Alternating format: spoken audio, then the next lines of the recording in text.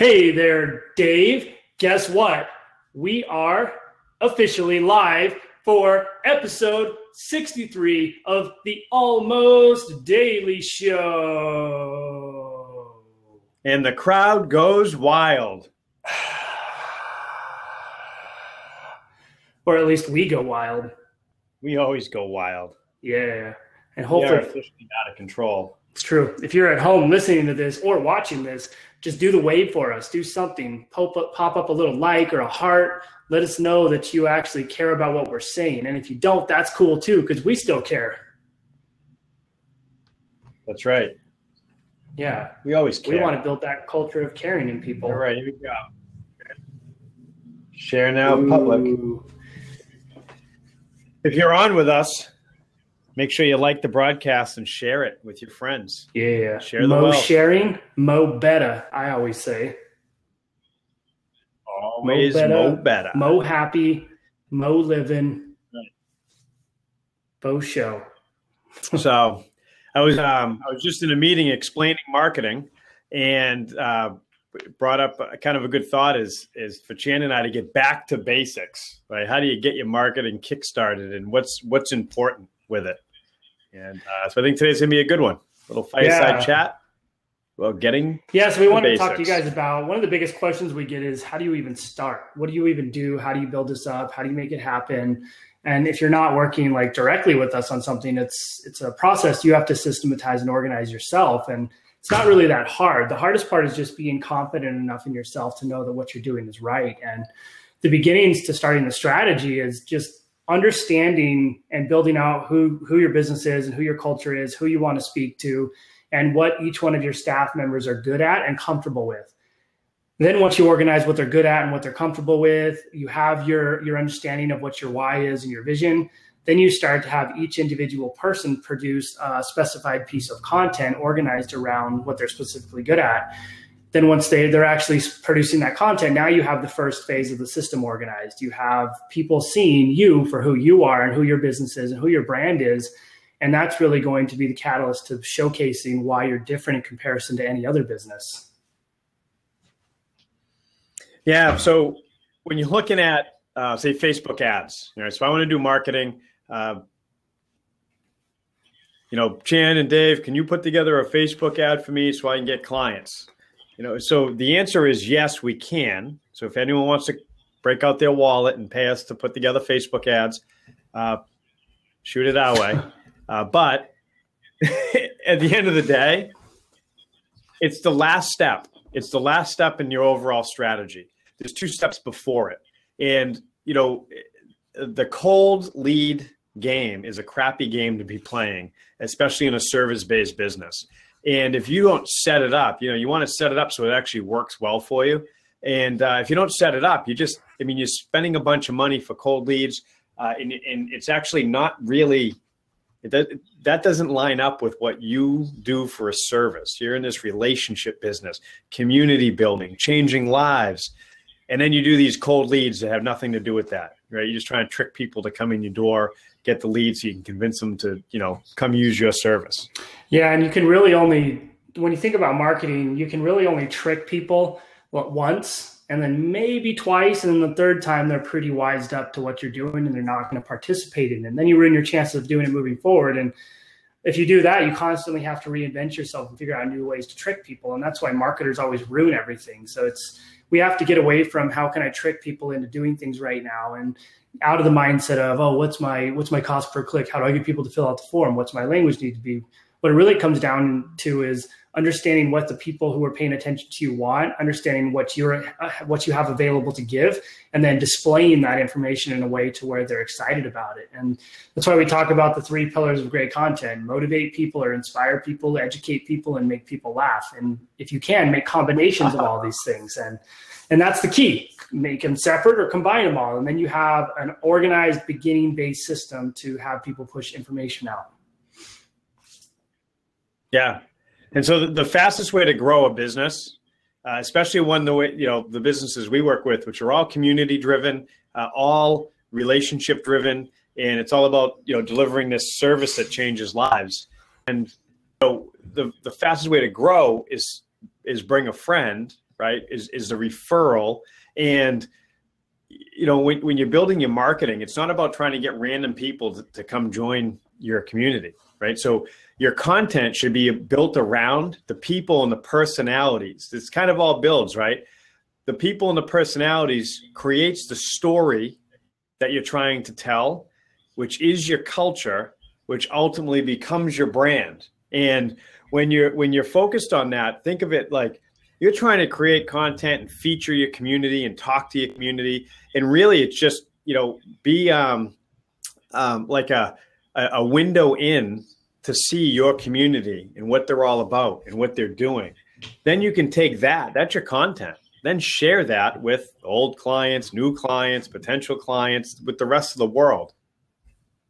A snapshot into who you are as a community, and have fun with it. Yeah, and that's why we want to build this around that story that you're going to tell for forever to the people paying attention, and the story that your clients feel part of. And we ultimately build that feeling to where everybody feels like they're part of your story. And that's why we organize this into, like, step one is build stories off of each one of your staff members, build your own story, and then build stories around your clients, and then showcase that to everybody and get your clients excited about watching the segments you're doing. So everything you put out should go out to every one of your clients and everybody paying attention to what you're doing in your brand, especially if you're in a service-based business. They should see that and they should want to share it and be like, check these guys out. They're incredible. They do good work and they're hilarious, or they're inspirational, or they're educational, or whatever you're doing. You just want to basically help your business blow up from the inside out. And if you can do that, you set yourself up in a position to where you're leveraging and utilizing who's already involved and excited about what you're doing to spread the information. So your clients you're working with, or your customers, and the people who work for you, your employees, and then yourself as the founder, if you're the founder of the business, or if you're an executive in the business or whatever. But if you're using all three of those avenues, you're using those pillars of great content, you're telling that continuous story, you're going to get people excited, and the people watching are going to say, that's actually pretty cool.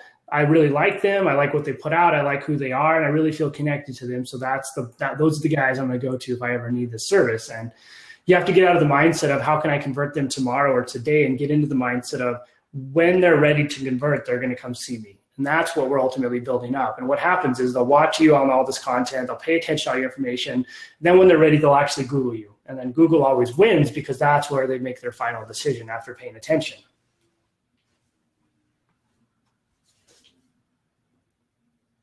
Dave, are you still there? Here. Oh, there you are.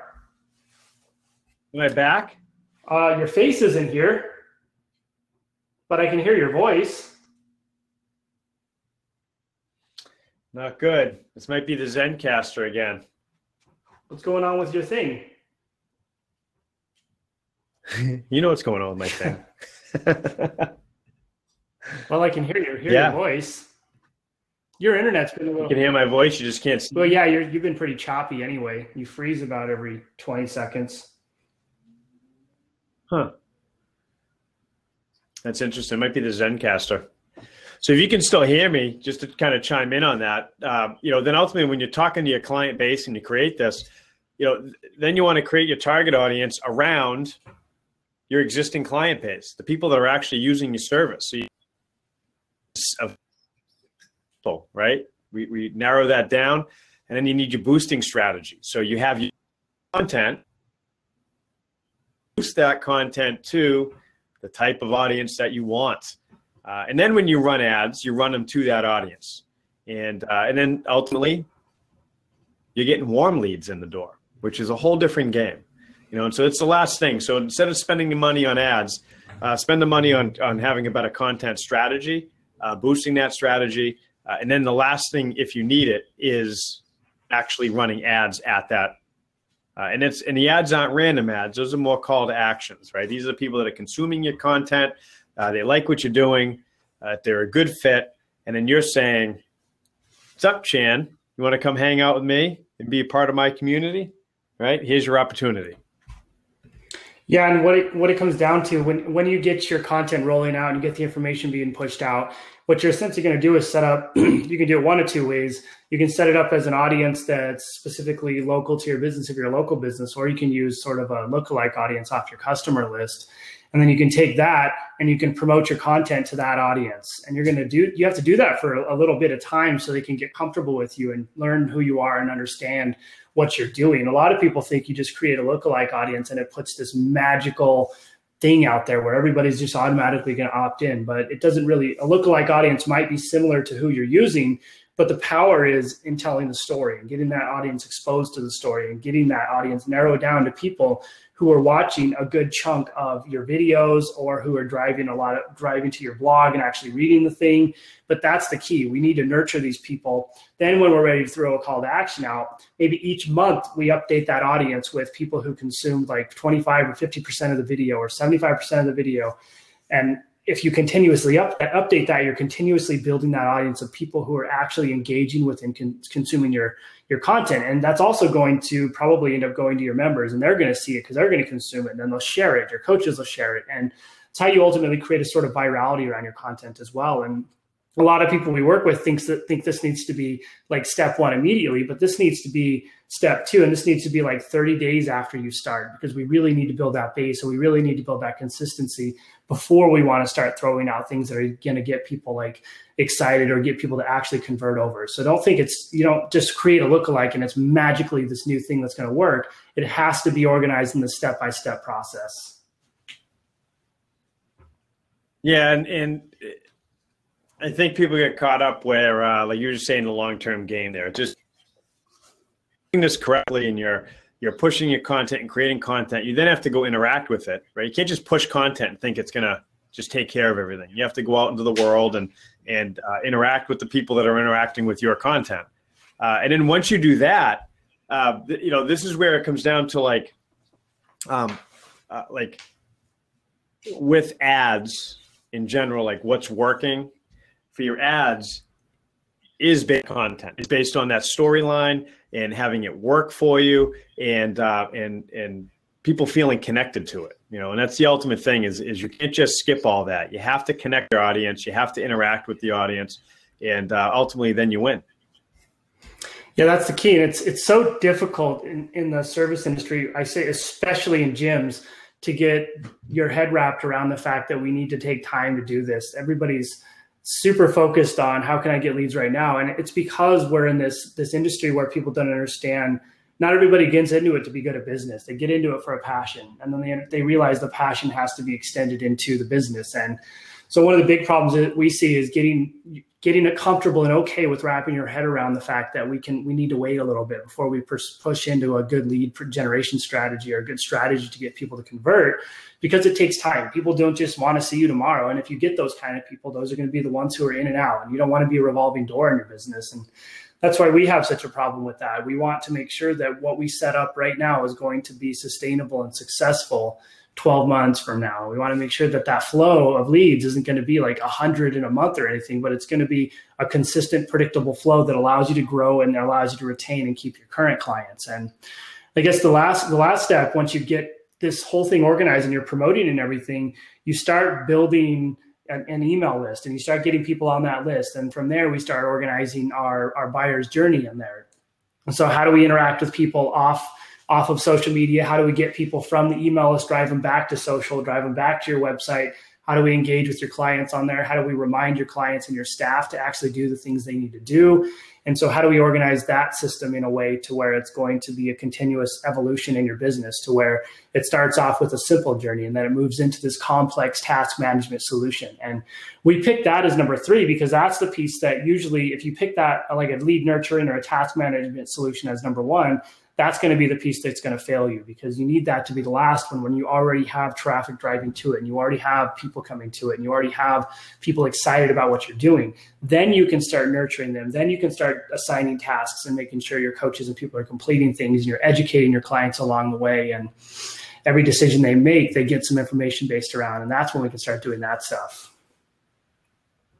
Yeah, and I think listening to us talk about this right now, you know what I think the big problem is I know we've seen it in the gym business, and it's in other service industries as well. But we in the gym business, in the kind of that micro gym, CrossFit style gym, and there was this big wave. Right? There's clients coming in and people seeking out the gyms locally, and these business owners never had to build their identity, tell their story, build an audience, create trust locally in a market. They didn't do any of that. What they did was they just got clients based on this wave that was going on. Now that's over. And what we're seeing is people want leads. So they don't want to, they understand that there's a branding game that needs to happen. And there's their identity, and they need to create that culture and build that trust. They haven't done any of that. Everybody's chasing leads. Well, the leads don't work unless you actually have that brand identity in the market. And if it does short term, which it did, we kind of saw that. Now everybody's running the same ads, and leads are just drying up on that end too, because the consumer sees the same ad from every business locally. Why are they picking you over them? Yeah, and when the consumer sees this thing that's like the same ad for this business is running, then a really similar ad another business is running down the street, and then another similar ad, and that thing floods the market. Like you're saying, now you're a commodity, and now you're just like, all right, I'm just going to call and pick whoever's cheaper, and that's what I'm going to go to because you guys are a franchise and you're obviously the same and there's no difference. So as a consumer, I want to be informed. I want to get the best deal, and that's what I'm going to do. But if I see everybody running these like challenge ads and all these other ads, we see that everybody is literally copying right now. And we switch and we go to something different, and we have that content strategy. And then it comes up with a video that pops up that's you like, hey, hope you're enjoying our stuff. That's differentiation. And that's where you build that connection. Then you grow to people who see you as different. They see you as something that's not the same as all that stuff. They see you as in like you build your own mode, you build your own industry, and you build your own dynamics. And that's ultimately what you want. It takes a lot longer, but it's going to make sure that you are capable of getting through all of the fads, all of the phases, all of the things that the fitness industry goes through. Because if you watch the progression and the cycles, you can see all the popular things. There was Zumba. And then after Zumba, what was it? Cardio. Like before that was cardio kickboxing and all that stuff. And these things just go full circle. A lot of them are back. Like I love kickboxing is popular again, but and it's because they're all doing the same thing. Zumba was just kickboxing with dancing. Kickboxing was just Zumba with no dancing. And then Taibo came out. And then Orange Theory came out after CrossFit because Orange Theory just copied CrossFit with no barbells and heart rate stuff. And so you just want to make sure you don't fall into these categories where you become the flavor of the week. Yeah, and the way to do it is to have your own story, right? Actually connect with people, change lives. And it's the foundation of the whole thing. And if you're listening to this and you don't know how to start, there's resources at this point. We can help. If you're just running Facebook ads and they start to dry up, there's a reason. Just know that you have to have the overall game. It's the way to actually have a long business, right? You want a long shelf life in this game, then you have to do it all, and you can't just skip all these steps and hope it works.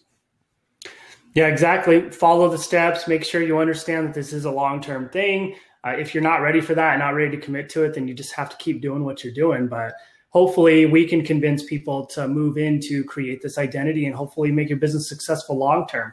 That's the goal. The hardest part though is executing and being comfortable with it. And if you're not comfortable with it, like Dave's saying, you can work with us. You can join our Facebook group and we'll help you and we'll work with you and talk to you and do all that stuff. Yeah. That's what it's all about. This show's about. Ask us questions. That's right. We're here for you. That's right. All right, guys. Well, another 20-minute show. We thought this was an important one to talk about today. Yeah. Good times.